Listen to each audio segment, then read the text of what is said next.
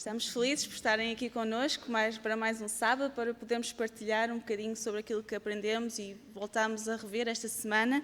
E para iniciar vamos cantar um hino, que é o hino número 238. E este hino tem o título de Amor nos faz contentes. E se nós pensarmos um bocadinho, o amor é algo que já está presente na nossa igreja, da igreja primitiva, há muito tempo. E é este amor por Deus que nos faz contentes, que nos faz ser felizes e que possamos cantar este hino com alegria.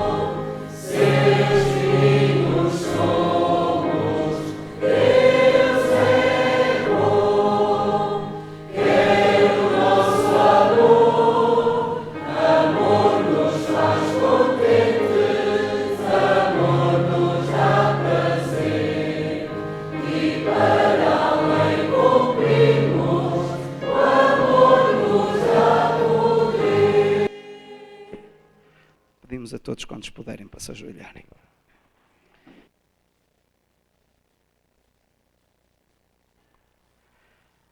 Querido e amado Pai que estás nos mais altos céus, nossos corações estão agradecidos por hoje ser sábado, por hoje nos dás a possibilidade de estar na tua casa, para ouvir a tua voz e para também elevarmos a nossa voz em louvor a ti, Pai. Que nós possamos estar aqui reverentemente, que nós possamos entregar o nosso coração a Ti todos os dias e hoje em especial, Pai. Que este amor que nos faz contentes seja o motivo que nos faz cumprir a Tua lei, que nos faz andar no Teu caminho e que nos faz esperar um novo céu e uma nova terra. Que este seja o desejo que reina nos nossos corações e que nós possamos levar esta alegria e este desejo a todos aqueles que estão à nossa volta e que estão na nossa área de influência, Pai. Que esta lição seja uma bênção para cada um de nós. Vem ser com aqueles irmãos que aqui nos faltam, por algum motivo. Vem ser com os nossos jovens que também estão nos acampamentos, Pai. Que Tu possas fazer descer o Teu Santo Espírito também sobre eles. Cuida de todos nós e abençoa-nos. São os favores Teus vamos suplicar e agradecer. Dos méritos do Teu Filho amado Jesus. Amém.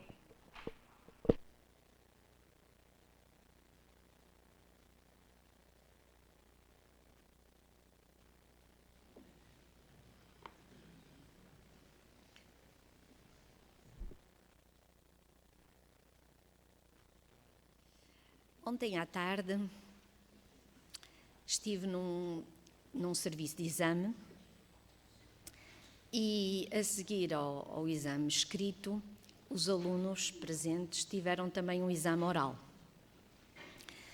E eu fui a interrogadora, digamos assim, para vocês entenderem. Eram alunos que já tinham estado na primeira fase. Ontem foi a segunda fase.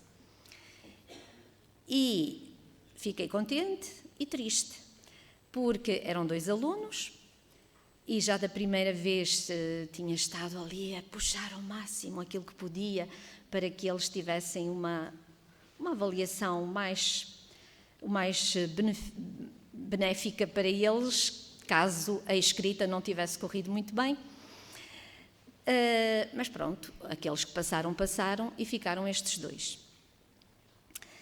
E ontem, para minha surpresa, uma dos 2 alunos, portanto uma aluna e um aluno, uma delas revelou ter estudado e ter se empenhado.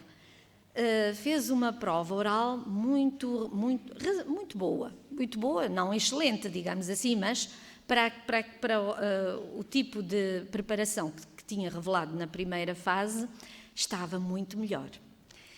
E o outro, não, estava na mesma, dando os mesmos erros, repetindo exatamente as mesmas coisas que eu até lhe tinha dito. Olha, quando fores ao exame, não faças assim, não digas isto, diz daquela maneira. Mas não, saía tudo da mesma, com os mesmos erros, constantemente a utilizar a língua materna e o exame era de língua estrangeira. Portanto, como eu vos disse, de início fiquei triste por este aluno e fiquei muito satisfeita pela outra que revelou realmente ter se empenhado. Por que é que eu vos falo isto? Vamos abrir a nossa Bíblia em 2 Coríntios, no capítulo 13, versículo 5. 2 Coríntios,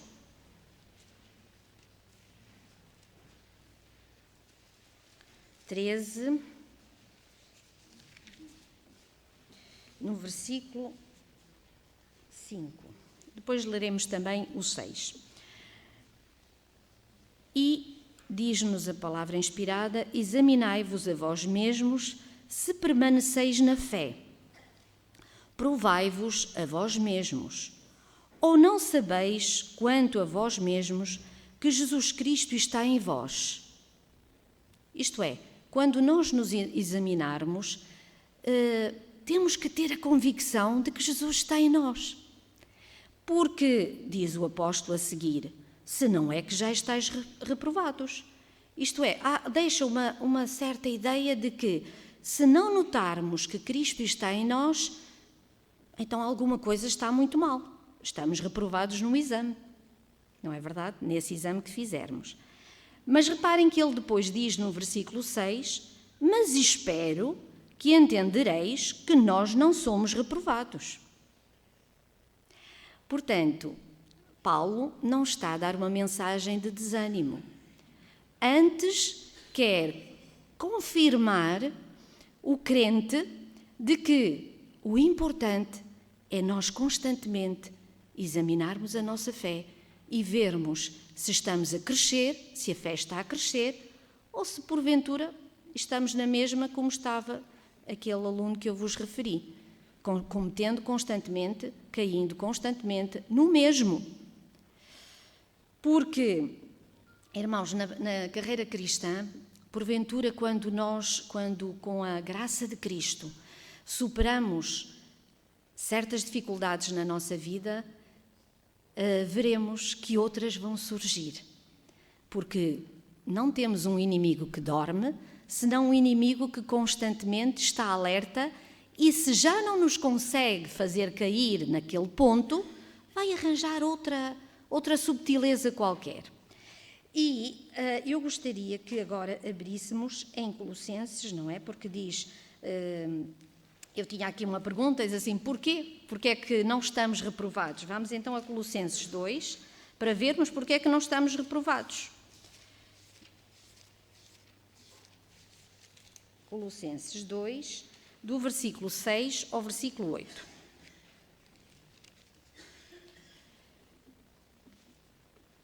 Então, o mesmo apóstolo diz: como, pois, recebestes o Senhor Jesus Cristo, assim também andai nele, arraigados e edificados nele e confirmados na fé. Lembram-se que há bocadinho do que se tratava era da fé. Examinai-vos se a vossa fé está crescendo, se está em Cristo. E confirmados na fé, assim, e agora reparem, assim como fostes ensinados, crescendo, portanto, há uma necessidade de crescimento. Sem crescimento não é possível. Crescendo em ação de graças. E vamos aqui parar um bocadinho, porque quando nos é dito, como pois recebestes o Senhor Jesus Cristo, isto é, quando nós nos batizamos, recebemos Jesus na nossa vida. Então, por isso mesmo, não estamos reprovados porque recebemos Jesus. Mas o que é preciso? Este assim, é preciso atentar muito bem nele. Assim como recebestes o Senhor, assim crescei nele. Não é? Assim também andai nele. Arraigados, e arraigado faz lembrar raiz e faz-nos lembrar a videira na qual nós devemos estar bem firmes. E edificados, faz-nos lembrar a rocha, não é? Jesus, sempre Jesus na nossa vida. E confirmados na fé. Assim como fostes ensinados, não menosprezemos a parte importantíssima da educação. Há uma educação sempre em andamento na nossa vida, tem de haver. Para quê? Para que cresçamos, não podemos ficar na mesma, se não estamos reprovados. Não esqueçam sempre estas duas coisas. Ou há crescimento, ou há reprovação. Tendo o cuidado para que ninguém vos faça presa sua, por meio de filosofias e vãs sutilezas. Cada vez mais, à nossa volta, crescem as suspeitas disto, daquilo, e nós devemos ser prudentes, como serpentes, e simples, como as pombas. Como é que isto é possível? Só em Cristo. Segundo a tradição dos homens, não é? Por meio de filosofias e vãs sutilezas, segundo a tradição dos homens, segundo os rudimentos do mundo e não segundo Cristo. Volta sempre a focar o nosso crescimento apenas focado em Cristo. Irmãos, este crescimento é favorecido pela constante vida de ação de graças. Porque é-nos dito que assim como fostes ensinados, nela, na fé, abundando em ações de graças.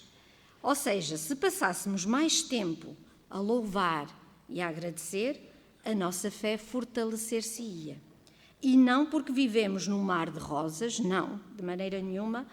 Tudo à nossa volta são provações, tudo à nossa volta constantemente ouvimos falar, se não são nossas, são os nossos irmãos que estão a passar por provações, e o amor que há em Cristo constrange o nosso coração também pelo sofrimento que o nosso irmão está a passar. E por isso mesmo, dar constantemente graças e dar constantemente louvor, não é porque a nossa vida é mais fácil. Não, é porque nós sabemos que a mão de Deus está constantemente a guiar-nos. E se alguma provação vem à nossa vida, das duas uma, e não há uma terceira, das duas uma, ou é para que sejamos purificados, e devemos atentar bem naquilo que acontece, ou é para que sejamos fortalecidos na fé. Ou seja, que a nossa fé seja aquela que teve Jó. Recebemos o bem, não receberemos também o mal? Ainda que não era aqui, a ideia não era receber o mal, era receber a provação para que o vaso fosse cada vez mais perfeito ou o ouro fosse cada vez mais puro. Porque lembremos uma coisa sempre, o objetivo último da educação é a imagem e semelhança de Cristo. Assim como Adão foi formado à imagem e semelhança de Cristo, o homem velho tem que se despojar, tem que sair e tem que haver uma transformação do nosso caráter cada vez mais à imagem e semelhança de Cristo. Por isso mesmo, quando recebemos o batismo, nós deveríamos ter a noção de que a seguir é para viver como Cristo. Vamos agora passar aos momentos da recapitulação da lição e vamos convidar o nosso dinamizador, que eu há bocadinho estava a vê-lo ali e agora ainda vem, vai dirigir-se para cá. Portanto, o nosso dinamizador hoje vai ser o nosso irmão Filipe Reis e vamos todos estar bem atentos com as nossas armas na mão, Bíblia e trimensário abertos, e vamos participar de forma digna, honrosa, de acordo com o lugar em que estamos e com os convidados de honra que temos, que são os santos anjos de Deus. Para o Filipe Reis, então, a vossa atenção, vamos convidar. Não sei se há qualquer problema. Acho que é o microfone. É um microfone que está a ser colocado. Vamos então aguardar em silêncio. Está bem?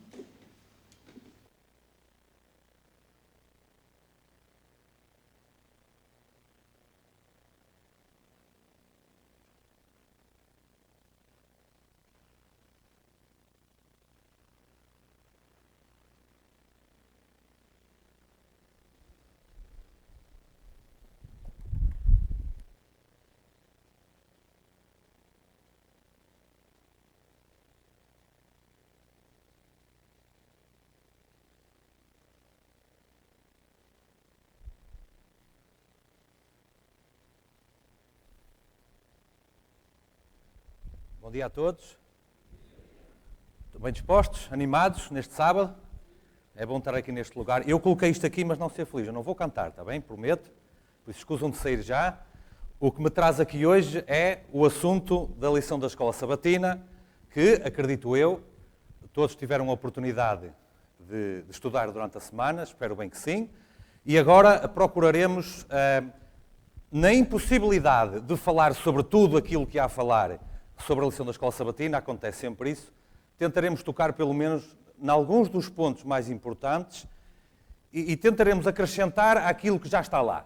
Aquilo que já está lá é o que os irmãos leram durante a semana. Se eu limitasse a vir aqui a recapitular ou reler, era um bocadinho aborrecido. Então vamos tentar acrescentar alguma coisa a isso.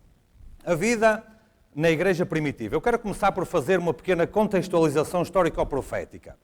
No capítulo 6 do livro de Apocalipse, é apresentada uma profecia dos famosos 4 cavalos ou 4 cavaleiros do livro de Apocalipse. Esses 4 cavaleiros ou cavalos são simultâneos com os 6 primeiros selos e não quero explicar todos os detalhes, mas este simbolismo representa cada um deles um dos períodos da história da Igreja, desde o seu início até um ponto muito marcado. E os períodos, estou a resumir o resumo já, e os períodos são estes que estão aqui. Desde 31, mais ou menos até ao fim do primeiro século, o tempo do final da redação do Novo Testamento, nós temos o tempo da Igreja Apostólica ou Primitiva.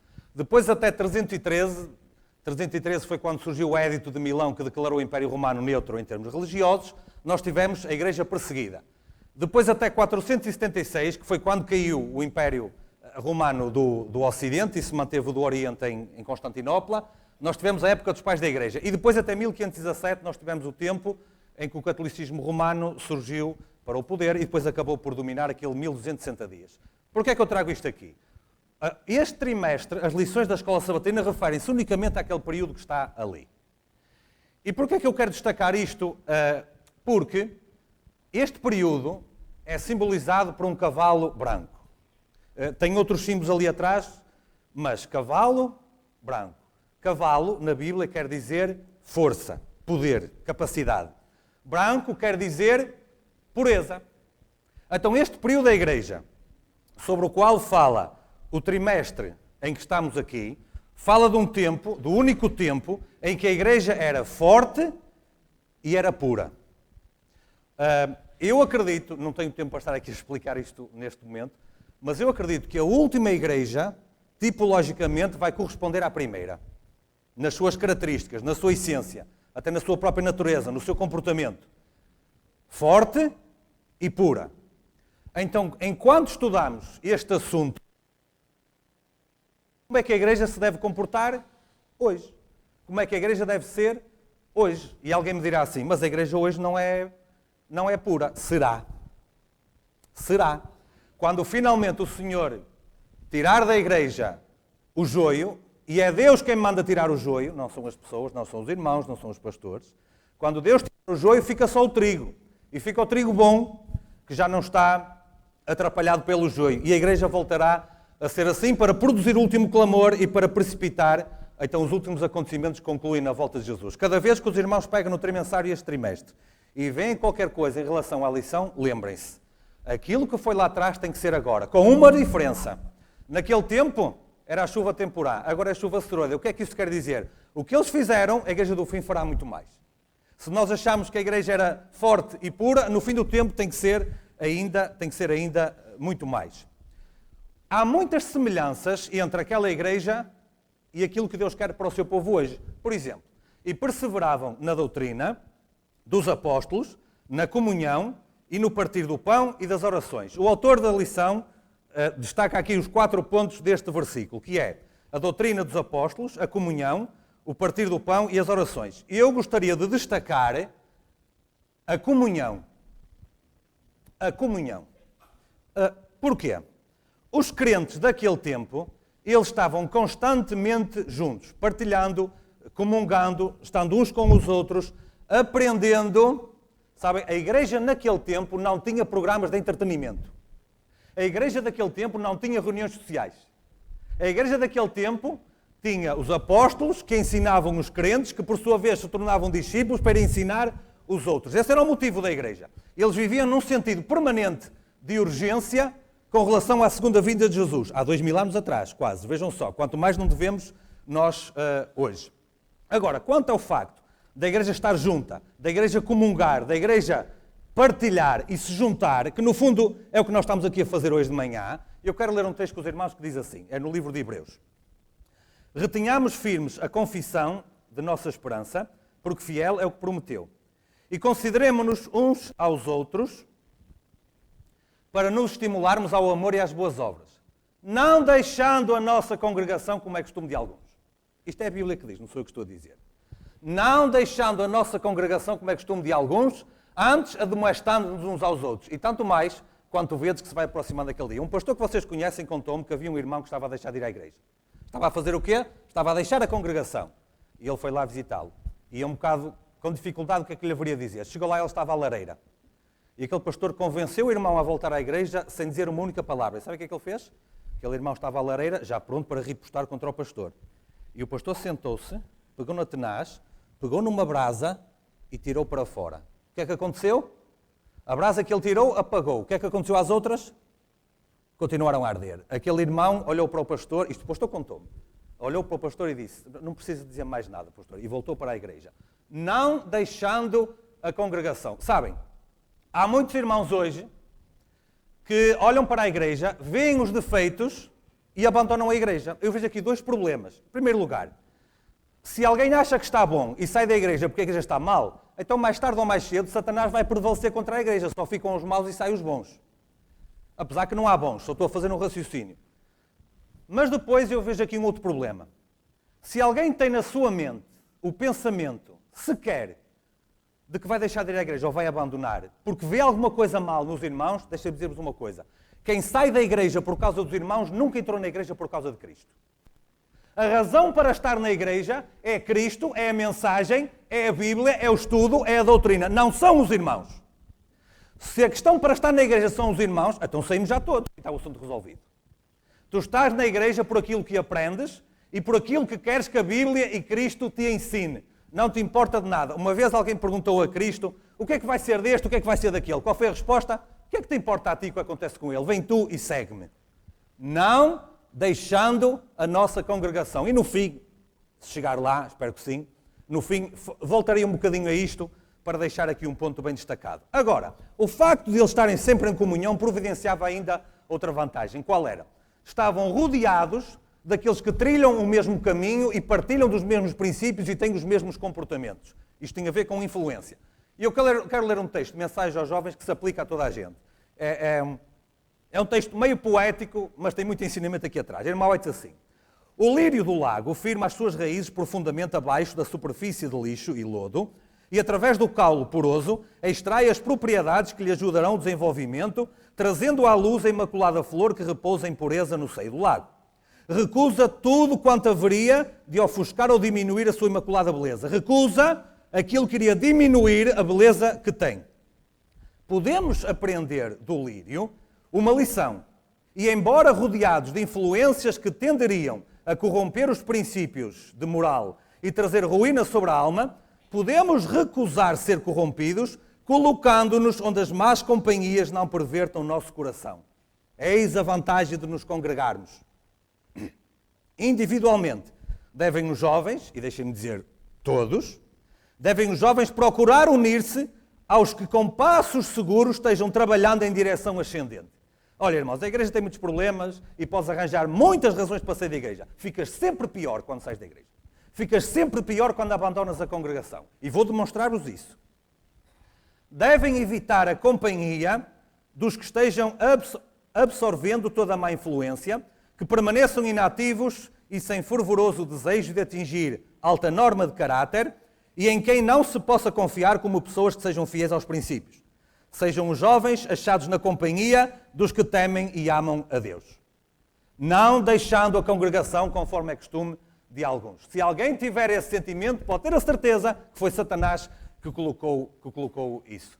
Olhem, quando Moisés desceu do monte com as tábuas dos 10 mandamentos, a igreja, liderada pelo sumo sacerdote, que era o pastor, estava a adorar um bezerro. Ele partiu as tábuas, mas não abandonou a igreja.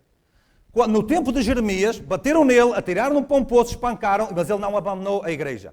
No tempo de Daniel, a igreja estava no cativeiro, estava prisioneira, chorava que queria voltar para Jerusalém, mas não podia. Ele orou pelo povo, mas não abandonou a igreja. Sabes quem abandonou a igreja?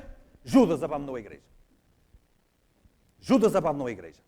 Os fiéis, os crentes, aqueles que ficaram na história como os heróis de Deus, arranja-me lá um que abandonou a igreja. Quando abandonas a igreja, quando deixas a congregação, colocas-te imediatamente no campo de Satanás. É por isso que a igreja primitiva, eles estavam todos os dias. Ao sábado estavam nas sinagogas, ainda, mas durante a semana, sabem onde é que eles estavam? Nas casas. Encontravam-se uns com os outros. Digamos que era um pequeno grupo. Fortaleciam-se constantemente. Para quê? Para a aprendizagem, e depois essa aprendizagem resultava exatamente na missão. Quanto às más companhias, o que é que os irmãos me têm a dizer acerca da influência que as más companhias tiveram em Ló? O que é que têm a dizer da influência que as más companhias tiveram em Sansão? O que é que têm a dizer da influência que as más companhias tiveram em Acabe, por exemplo? E querem que eu continue com a lista? Isto deve dar que pensar. E todos os que queriam estavam juntos e tinham tudo em comum. E vendiam suas propriedades e bens e repartiam com todos, segundo cada um havia de mistério. Não havia, pois, entre eles necessitado algum, porque todos os que possuíam herdades ou casas, vendendo-as, traziam o preço do que fora vendido e o depositavam aos pés dos apóstolos. E repartia-se a cada um segundo a necessidade que cada um tinha. Deixa-me dizer uma coisa aqui muito importante. Cada um fazia isto por livre vontade. Cada um fazia isto por decisão pessoal. Não porque a igreja obrigava, não porque pediam, não havia aqui teologia da prosperidade, e vamos já ver a seguir um problema em relação a isso. Não havia aqui eu dou para ser abençoado ou para receber qualquer coisa em troca. Davam de livre vontade. E mais, não davam por obrigação legal. Se pegássemos em tudo o que temos e pela força distribuíssemos por todos, sabe como é que isso se chama? Chama socialismo e comunismo. É assim que isso se chama.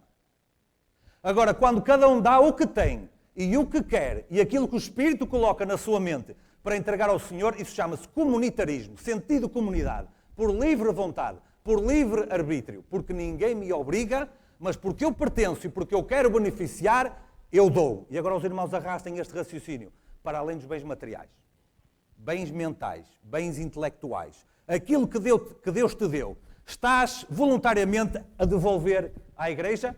Deus deu-te a capacidade para além dos bens materiais. Deus deu-te a capacidade para beneficiar a igreja com isto. Estás a dar à igreja ou estás a roubar para ti? Estás a ocupar, a dedicar essas forças demasiado para teu benefício pessoal ou estás a entregar isso para a igreja? Vou dar-vos um exemplo. Vocês conhecem este versículo. E como foi nos dias de Noé, assim será também na vinda do Filho do Homem. E alguém está a perguntar, mas o que é que isto tem a ver com a lição? Calma, dei-me o benefício da dúvida. Como foi nos dias de Noé, assim será também a vinda do Filho do Homem. Quando nós lemos este versículo, sabem qual é a primeira coisa que vem à mente a maioria dos irmãos? Pois, aquelas condições imorais que havia naquele tempo vão se verificar no fim. Não é isso que o texto diz. O texto não diz assim como foi a imoralidade. O texto diz assim como foi nos dias de Noé. Ou seja, está a falar de tudo. Se os irmãos estudarem a história da construção da arca, desde os 120 anos atrás em que Noé recebeu o apelo, até ao momento em que termina o dilúvio, 1 ano e 17 dias depois deles entrarem na arca, e até um bocadinho depois, os irmãos conseguem ver aí o que Deus pede à igreja de hoje. Agora vou destacar um detalhe que Noé fazia naquele tempo e que forçosamente vai se reproduzir na igreja do fim dos tempos. Diz assim a serva do Senhor. Enquanto Noé estava a pregoar a sua mensagem de advertência ao mundo, suas obras testificavam de sua sinceridade. Não era da boca para fora. Assim foi que a sua fé se aperfeiçoou e se evidenciou. Ele deu ao mundo o exemplo de querer precisamente o que Deus diz. Agora o que é que ele fez? Tudo quanto possuía empregou na arca. Isto é exatamente o que a igreja primitiva fazia. Tudo o que tinham, eles dedicavam para a construção da obra que tinham. Sabem que a construção da arca, tipologicamente, é um símbolo da última pregação ao mundo que está prestes a ser destruído. Tal qual estava naquele tempo. Naquele tempo por água, agora por fogo. O Noé representa a igreja do Senhor. A arca representa a mensagem dos 3 anjos, a pessoa de Jesus em si. O servo de Deus, tudo o que tinha, empregou na construção da arca. Porquê? Quando veio o dilúvio, o que é que adiantava ter o dinheiro no banco? O que é que adiantava ter muita propriedade? O que é que adiantava ter tudo se não tinha dedicado isso ao Senhor? O problema não está em ter. O problema está em ter e não entregar ao Senhor, em não dedicar, em não colocar ao serviço. Esse é que está o problema. Noé fazia isso. Salvou-se a ele e à sua família. Sabem que no período da pregação pré-1844, quando o movimento adventista, não a igreja adventista que ainda não existia, o movimento adventista pregava a iminência da volta de Jesus, literalmente venderam tudo para aplicar na obra. O irmão Tiago White e a irmã White tiveram que dormir no chão porque tinham vendido tudo e tiveram que queimar os móveis para se aquecer em casa no inverno que já não tinham. Porquê? Porque tinham emprego, tudo aquilo. E sabe o que é que acontecia? Quanto mais empregavam, mais Deus dava para eles poderem empregar. Isto deve fazer-nos pensar com relação às nossas prioridades, porque ninguém é a cabeça do outro irmão. Já vimos aqui, cada um voluntariamente decide por si. Esse foi o caso de Ananias e de Safira. Ananias e Safira, eu vou ler o que é que a irmã White diz acerca disso, para além daquilo que lemos na história, porque vem na sequência desta vontade. Haviam eles estado presentes, eles, Ananias e Safira, marido e esposa, com os outros crentes quando, após haverem os apóstolos orado, moveu-se o lugar em que estavam reunidos e todos foram cheios do Espírito Santo. Vejam só, Ananias, se calhar nunca pensaram nisto, Ananias e Safira foram cheios do Espírito Santo. E nós já sabemos o fim da história, não é? Eles estavam cheios do Espírito Santo. Rapidamente o que é que lhes aconteceu? Vamos lá ver porquê. Profunda convicção havia-se apossado de todos os presentes, incluindo Ananias e Safira. E sob a direta influência do Espírito Santo, vejam só, direta influência do Espírito Santo, Ananias e Safira haviam feito o voto de dar ao Senhor o produto da venda de certa propriedade. Sobre a influência do Espírito Santo, aquele casal foi movido em também livremente colaborar para a igreja. Só que a irmã White continua a comentar, e depois deles terem saído deste lugar onde estavam todos cheios do Espírito Santo, olhem o que é que aconteceu. Ananias e Safira ofenderam o próprio Deus, ofenderam o Espírito Santo, cedendo a sentimentos de cobiça. O problema não foi ter os sentimentos de cobiça, porque toda a gente tem tentações. O problema foi ceder. Começaram a lamentar o haverem feito aquela promessa e logo perderam a suave influência da bênção. Vejam só, estavam cheios do Espírito Santo, decidiram fazer uma oferta para a igreja influenciados pelo Espírito Santo, mas porque cederam a pensamentos de Satanás, o que é que aconteceu? O Espírito do Senhor começou-se a retirar deles. Cuidado. A gente pensa que pode brincar, uns com os outros ainda brincamos, agora com Deus ninguém brinca. Perderam a suave influência da bênção que lhes havia aquecido o coração, com o desejo de fazer grandes coisas em benefício da causa de Cristo. Julgaram haverem-se precipitado e sentiam ser necessário reconsiderar a sua decisão. Isto não foi impulsivo. Querem ver? Falaram entre si sobre o caso e resolveram não cumprir a promessa. Intencional e propositado. Decidiram mesmo fazer aquilo. Nós podemos discutir que Eva, quando pagou da fruta, foi enganada e deixou-se levar. Não foi o caso destes aqui. Estes aqui, propositadamente, intencionalmente, resolveram não cumprir a promessa. Viam, porém, que os que entregavam os seus bens para suprir as necessidades dos seus irmãos mais pobres eram tidos em alta estima pelos crentes e com vergonha de que os irmãos viessem a saber que sua mesquinhez de alma regateara aquilo que haviam solenemente dedicado a Deus, resolveram deliberadamente vender sua propriedade e fingir que davam todo o produto para o fundo comum, guardando, porém, para si mesmos grande parte. Desse modo, garantiram para si o pão do depósito comum, ao mesmo tempo que alcançaram a autoestima dos seus irmãos. Eles enganaram a igreja. Eles enganaram a igreja. Mas não enganaram Deus. Eles enganaram a igreja, mas não ganharam Deus. Eles queriam ganhar influência, queriam ficar bem vistos, ao mesmo tempo que faziam uma trapaça. Sabem qual era a trapaça? A trapaça não foi ficar com metade. Porque se eles tivessem feito o voto, vamos vender, entregamos metade e ficamos com metade. Ótimo! Era o voto do coração deles. Era aquilo que eles tinham prometido. Só que eles tinham votado diante de Deus e diante da igreja uma coisa diferente. E agora eu queria ler aqui 2 versículos para os irmãos, 2 ou 3.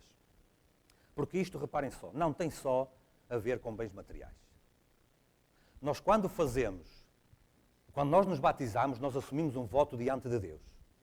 Quando fazemos a Santa Ceia com o nosso irmão ou com os nossos irmãos, fazemos uma renovação de votos diante de Deus, que não tem nada a ver com bens materiais. Até é muito mais importante que bens materiais. Agora veja o que é que a Bíblia diz acerca de fazer votos diante de Deus. Diante de Deus. Quando a Deus fizeres algum voto, não tardes em cumpri-lo, porque não se agrada de tolos. O que votares, cumpre.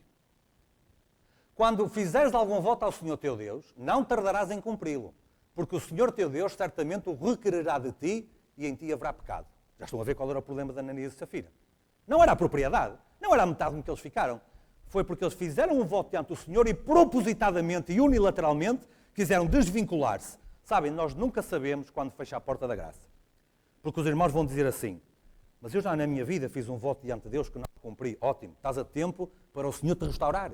Estás a tempo para o Senhor te perdoar. Estás a tempo para o Senhor te recuperar. Ananias e Safira, por alguma razão, não estavam a tempo. Foram para além dessa influência. Como é que nós podemos deduzir isso? Porque lemos ali atrás que eles saíram cheios do Espírito Santo, mas porque acariciaram aqueles sentimentos, o Espírito Santo começou a retirar-se. Vamos comparar isto a um fecho da porta. E agora vejam só o que é que diz o livro de Salmos. Eu li versículos do Antigo Testamento, Ananias e Safira conheciam isto. E vou ler outro do Antigo Testamento que eles também conheciam. O que usa de engano, não, isto é o Senhor a falar, o que usa de engano não ficará dentro da minha casa. O que fala mentiras não estará firme perante os meus olhos. Podemos enganar a igreja, podemos enganar o marido e a esposa, não enganamos a Deus. Pela manhã destruirei todos os ímpios da terra para desarraigar da cidade do Senhor todos os que praticam a iniquidade. Isto aconteceu, isto verificou-se com Ananias e Safira. Que pena, já viram, irmãos? A igreja tão pujante, a igreja cheia de força, a igreja a explodir por todos os lados. E ali estava Satanás para prejudicar a igreja, para dar um mau exemplo. Isto continua a acontecer nos dias de hoje. E a minha preocupação é, eu não quero ser um Ananias nem um Safira. Eu não quero ser. Eu não tenho o direito de olhar para o meu irmão e para dizer se ele é ou não é, porque eu vejo o comportamento, mas eu não vejo o coração. Agora o meu coração eu mal, mas ainda vou conhecendo. Eu quero dar o meu contributo. Aquilo que Deus me dá para eu devolver à igreja, eu quero fazê-lo. Agora, quando nos dedicamos a fazer, sabe o que é que diz em Lucas capítulo 9, versículo 62?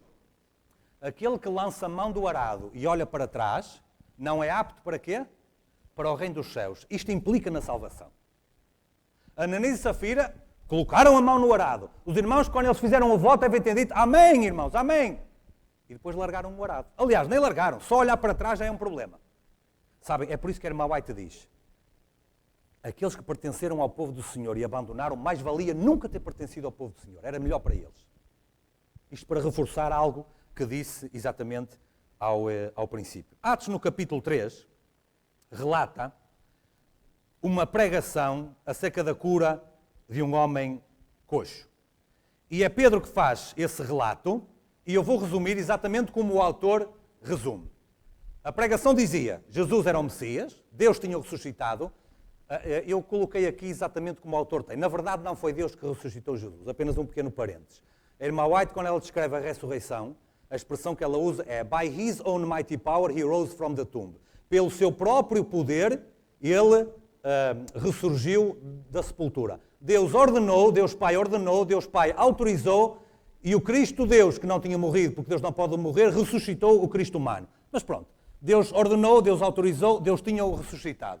Jesus tinha ascendido aos céus, Jesus iria voltar, arrependimento era necessário para o perdão. Esta era a síntese, o resumo da pregação de Pedro. Estamos de acordo com esta pregação, sim ou não? Sim? Sim. Se perguntarmos a um católico, ele está de acordo com isto? É fácil esta pergunta. Se perguntarmos a um católico, ele está de acordo com isto? Está. Se perguntarmos a um evangélico, ele está de acordo com isto? Está. Se perguntarmos a um judeu, se calhar não está de acordo, logo pelo primeiro ponto, por exemplo. Mas se perguntarmos a um católico, a um evangélico, ele está de acordo. E se perguntarmos a um adventista? O adventista tem que dizer assim, eu estou de acordo, mas isto é muito mais abrangente do que só aquilo que está ali.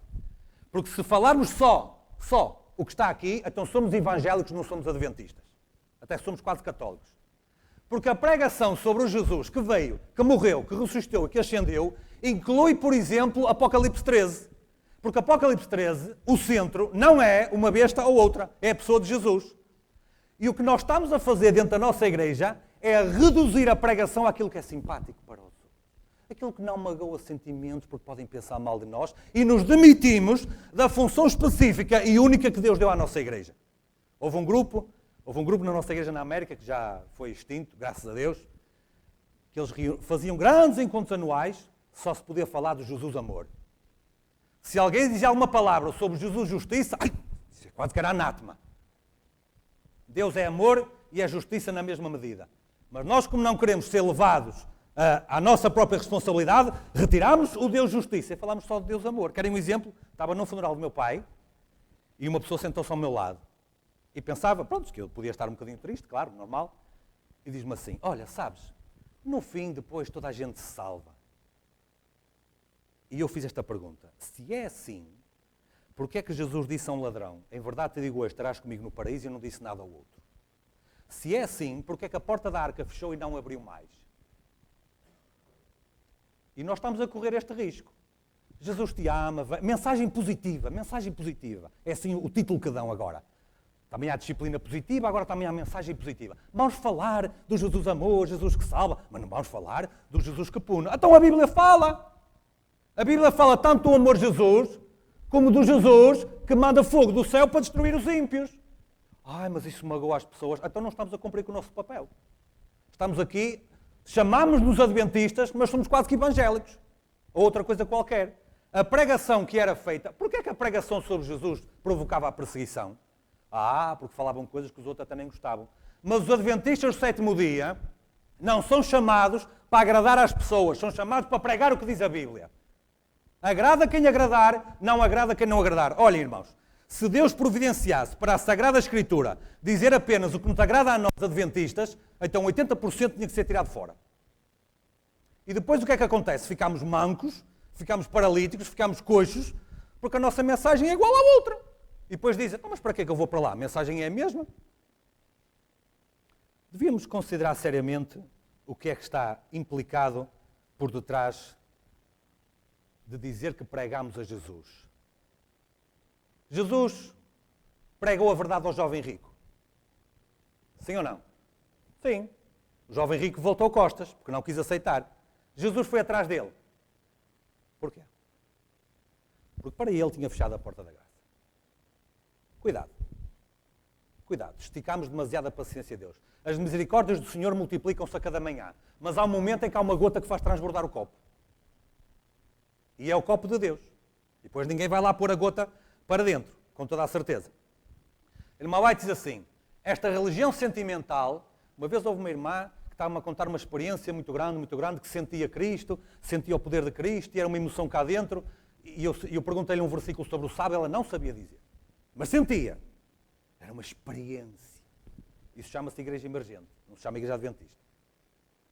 Uma fé baseada na experiência chama-se Nova Era, igreja emergente. Uma igreja adventista chama-se uma fé baseada na verdade e na experiência. São duas coisas diferentes.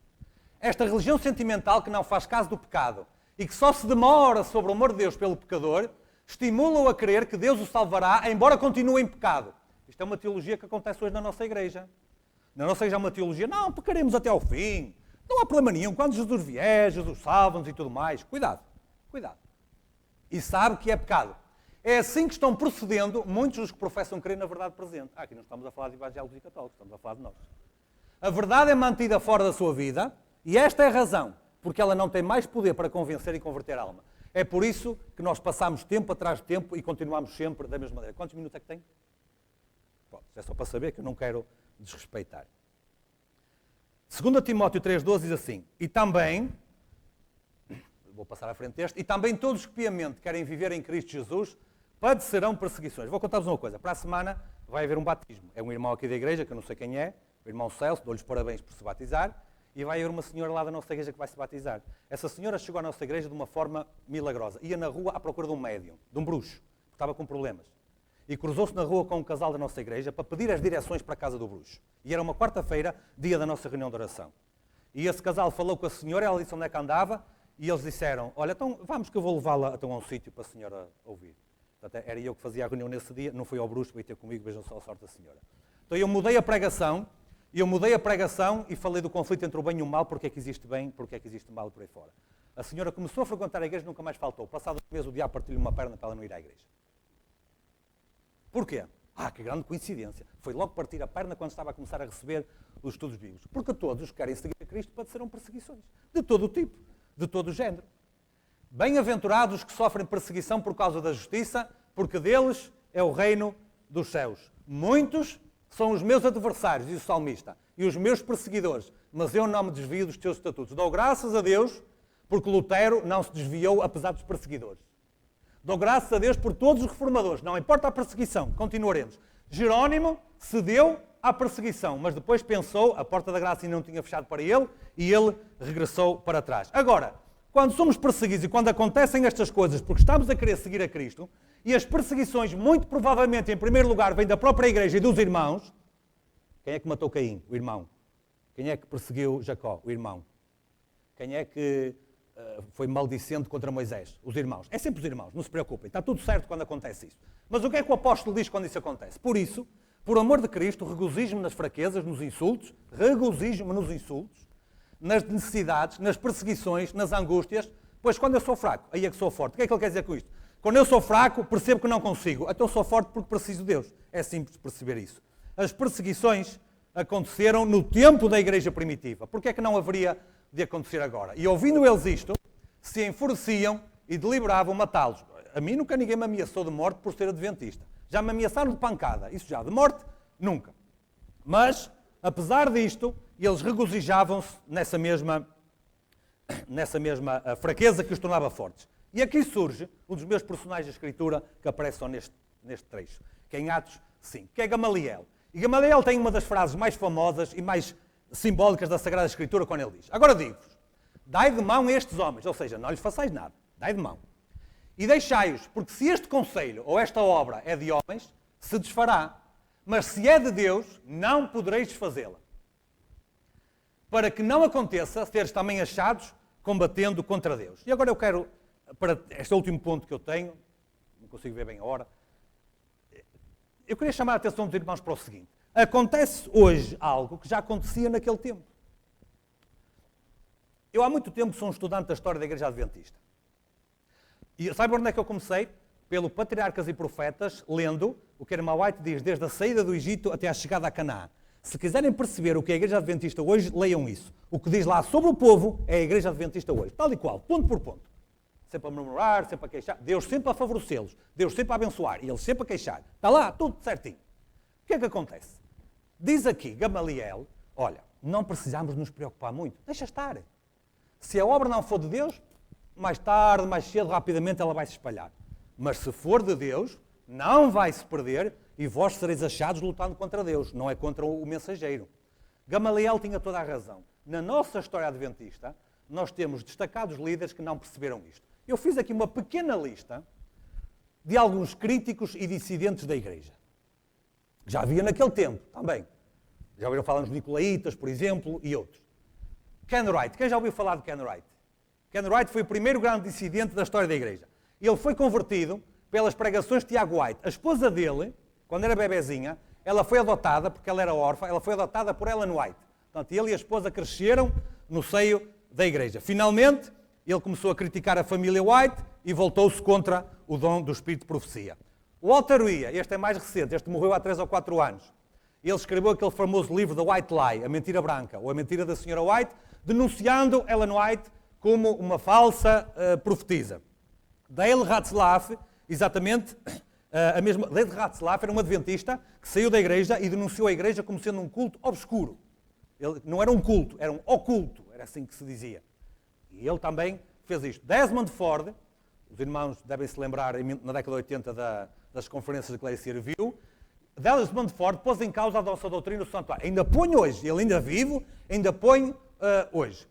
Todos estes, e vou deixar os 2 últimos para o fim, todos estes criticaram a Igreja, voltaram-se contra a Igreja. Sabe o que aconteceu à mensagem deles? Desfez. Ao mesmo tempo, a Igreja Adventista continuou a crescer. Ora, dentro do princípio de Gamaliel, o que é que isto quer dizer? Snook e Brinkerhoff. Quem já ouviu falar em Snook e Brinkerhoff? Provavelmente ninguém. Vou dar-vos um exemplo que deita por baixo qualquer tipo de tentativa de lutar contra Deus, porque isso é lutar contra a Igreja de Deus. Snook e Brinkerhoff eram, no século XIX, presidente e secretário da Conferência do Iowa nos Estados Unidos. Houve a reunião administrativa e eles não foram reeleitos. Ficaram aborrecidos e saíram da Igreja. E houve uma dissensão na Igreja e 1/3 daquela conferência foi atrás deles. 1/3 daquela conferência foi atrás deles. E ficaram 2/3. Passado 10 anos, deixa-me recorrer aqui aos meus apontamentos, passado 10 anos, a Igreja, de 4.000 membros, passou para 10.000. De 160 igrejas, passou para 400. De $18.000 dízimo anual, passou para 44.000. A minha pergunta é, alguém ouviu falar deste Snook e deste Brinkerhoff? Ninguém sabe nada. Porquê? Porque quando a obra é de Deus, não adianta lutar contra ela. E quem se manifesta contra a Igreja, não sabe que está-se a manifestar contra Deus. Quem é o homem que pode alguma coisa contra Deus? Contra os irmãos podemos, mas quem pode alguma coisa contra Deus? Finalmente, John Harvey Kellogg, e este conhecem.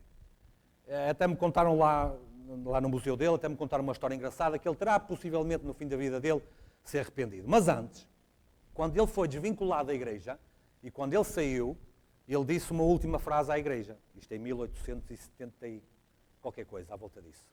E a frase dele foi, a frase de Kellogg, não vejo nada à frente da Igreja Adventista a não ser a ruína total. Kellogg disse, não vejo nada à frente na Igreja Adventista a não ser ruína total. Onde é que está Kellogg? Olha, eu estive lá no cemitério dele, está lá uma pedra para marcar o lugar dele, mais nada. A obra médica missionária que ele deixou continua. Agora ele está lá. E a Igreja Adventista cresce cada vez mais, espalha-se cada vez mais. Se Kellogg ressuscitasse hoje para ver se tinha ou não cumprido estas palavras que ele disse, ele engolia de vergonha. Porquê? Porque ninguém pode lutar contra Deus. A Igreja foi perseguida, foi atormentada, ninguém conseguiu. E é por isso que eu termino com este texto que diz assim, porque nada podemos contra a verdade, senão... Então a Igreja do Senhor hoje é chamada, no meio das suas dificuldades, no meio dos seus problemas, a lutar pela verdade. Hoje em dia nós temos 2 problemas na nossa Igreja. 2 problemas. Existem muitos irmãos que decidiram lutar contra a verdade, e eu vou nomeá-los. São os irmãos da Igreja Reformista e são os antitrinitarianos. Não vão prevalecer. Há países no mundo em que os reformistas já estão a voltar à Igreja Adventista. E os antitrinitarianos estão-se a espalhar aí ao comprido. Enquanto isso, aqueles que com os seus defeitos, com os seus problemas, com as suas dificuldades, fazem o seu melhor, fazem o seu máximo esforço para lutar dentro da Igreja pela verdade, esses serão justificados pela verdade. Que o Senhor nos abençoe neste dia.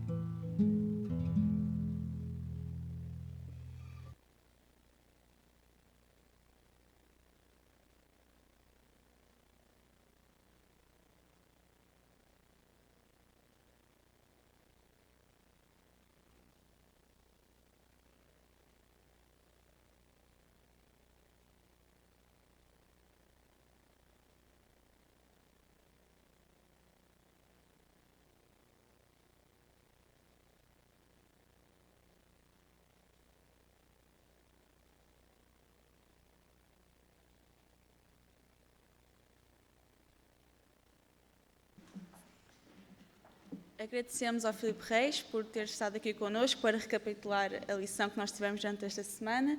Agradecemos também ao Filipe e ao Zé por este momento musical que nos trouxeram. E sobre a mesa temos um valor de 60 euros. Que Deus possa abençoar estes doadores para que estas ofertas possam ajudar na continuação da sua obra.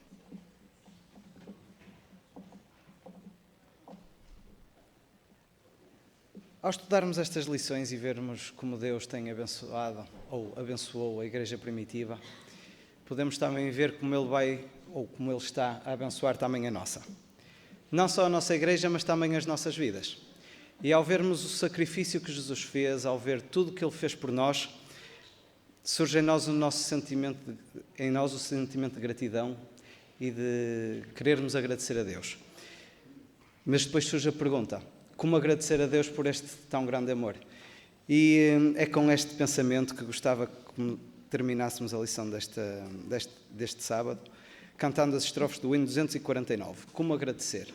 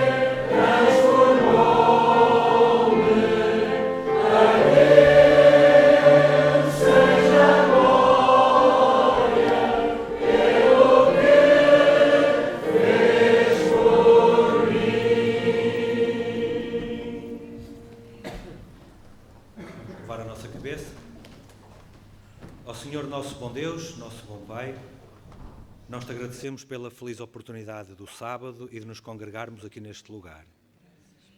Te suplicamos que ao aprendermos como tu guiaste o teu povo desde o princípio, que o nosso coração se decida a deixar ser guiado agora no fim. Amém. Que cada um possa receber a bênção do Senhor neste dia para transformar e renovar a sua alma e o seu caráter à semelhança de Jesus. Em nome de Jesus te pedimos. Amém.